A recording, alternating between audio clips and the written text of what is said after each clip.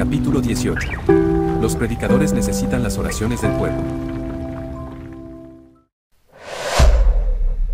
Si algunos cristianos que se han estado quejando de sus ministros hubieran dicho y actuado menos ante los hombres y se hubieran aplicado con todas sus fuerzas a clamar a Dios por sus ministros hubieran, por así decirlo, levantado y asaltado el cielo con sus humildes, fervientes e incesantes oraciones por ellos hubieran tenido mucho más éxito. Jonathan Edwards. De alguna manera la práctica de orar en particular por el predicador ha caído en desuso o se ha dejado de lado. Ocasionalmente hemos oído que la práctica se ha calificado como un menosprecio del ministerio, siendo una declaración pública por parte de los que lo hacen de la ineficacia del ministerio. Tal vez ofende el orgullo de la erudición y la autosuficiencia, y éstas deben ser ofendidas y reprendidas en un ministerio que es tan negligente como para permitir que existan. La oración, para el predicador, no es simplemente el deber de su profesión, un privilegio, sino una necesidad. El aire no es más necesario para los pulmones que la oración para el predicador. Es absolutamente necesario que el predicador ore. Es absolutamente necesario que se ore por el predicador. Estas dos proposiciones están unidas en una unión que nunca debería conocer el divorcio. El predicador debe orar, el predicador debe ser orado. Se necesitará toda la oración que pueda hacer, y toda la oración que pueda conseguir que se haga, para cumplir con las temibles responsabilidades y obtener el mayor y más verdadero éxito en su gran obra. El verdadero predicador, además de cultivar el espíritu y el hecho de la oración en sí mismo, en su forma más intensa, codicia con gran avidez las oraciones del pueblo de Dios. Cuanto más santo es un hombre, tanto más estima la oración, tanto más claramente ve que Dios se da a los que oran, y que la medida de la revelación de Dios al alma es la medida de la oración anhelante e importuna del alma por Dios. La salvación nunca llega a un corazón sin oración. El Espíritu Santo nunca mora en un espíritu sin oración. La predicación nunca edifica a un alma sin oración. Cristo no sabe nada de cristianos sin oración. El Evangelio no puede ser proyectado por un predicador sin oración. Los dones, los talentos, la educación, la elocuencia, el llamado de Dios, no pueden disminuir la demanda de oración, sino que solo intensifican la necesidad de que el predicador ore y se ore por él.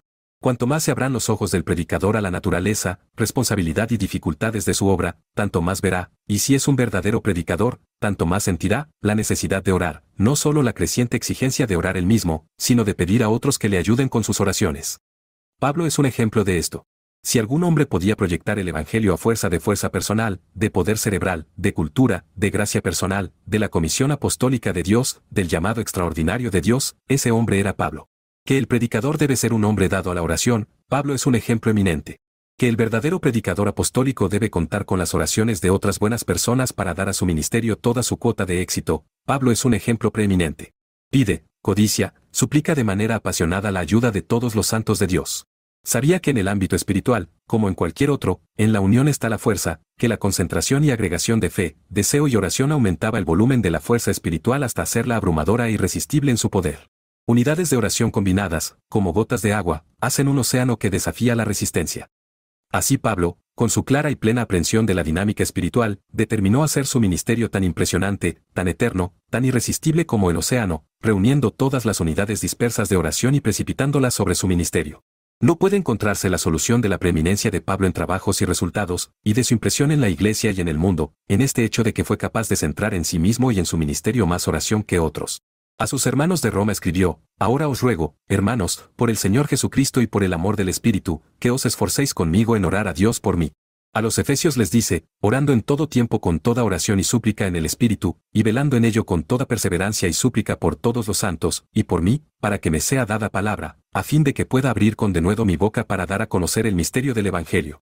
A los colosenses les enfatiza, orando también por nosotros, para que Dios nos abra la puerta de la palabra para hablar del misterio de Cristo, por el cual yo también estoy preso, a fin de que lo manifieste como debo hablar.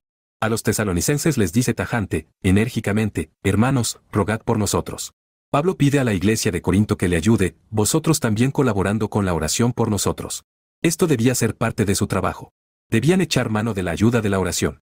En un encargo adicional y final a la iglesia de Tesalónica sobre la importancia y necesidad de sus oraciones dice: por lo demás, hermanos, rogad por nosotros, para que la palabra del Señor tenga libre curso y sea glorificada, como lo es entre vosotros, y para que seamos librados de hombres irrazonables e inicuos. Impresiona a los filipenses que todas sus pruebas y oposiciones pueden quedar supeditadas a la difusión del Evangelio por la eficacia de sus oraciones por él.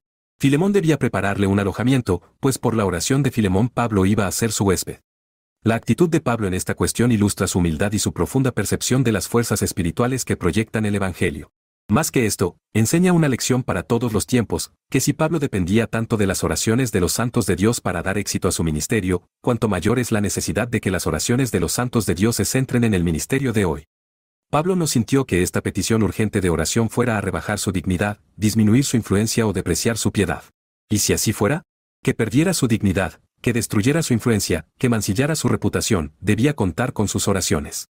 Llamado, comisionado, jefe de los apóstoles como era, todo su equipo era imperfecto sin las oraciones de su pueblo. Escribió cartas a todas partes, instándoles a orar por él. ¿Reza usted por su predicador? ¿Rezas por él en secreto? Las oraciones públicas son de poco valor a menos que estén fundadas o seguidas de oraciones privadas. Los orantes son para el predicador lo que Aarón y Hur fueron para Moisés. Ellos sostienen sus manos y deciden la cuestión que tan ferozmente se agita a su alrededor. La súplica y el propósito de los apóstoles eran poner a la iglesia a orar. No ignoraban la gracia de dar alegremente.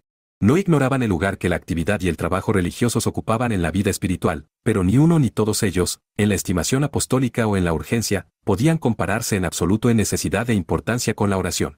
Se utilizaron las súplicas más sagradas y urgentes, las exhortaciones más fervientes, las palabras más amplias y excitantes para imponer la importantísima obligación y necesidad de la oración. Poner a los santos en oración en todas partes es la carga del esfuerzo apostólico y la nota clave del éxito apostólico. Jesucristo se había esforzado por hacer esto en los días de su ministerio personal. Movido por infinita compasión ante los campos maduros de la tierra que perecían por falta de obreros, y deteniéndose en su propia oración, trata de despertar la sensibilidad de sus discípulos al deber de la oración cuando les encarga: rogad al Señor de la mies que envíe obreros a su mies. Y les dijo una parábola con este fin, que los hombres deben orar siempre y no desmayar.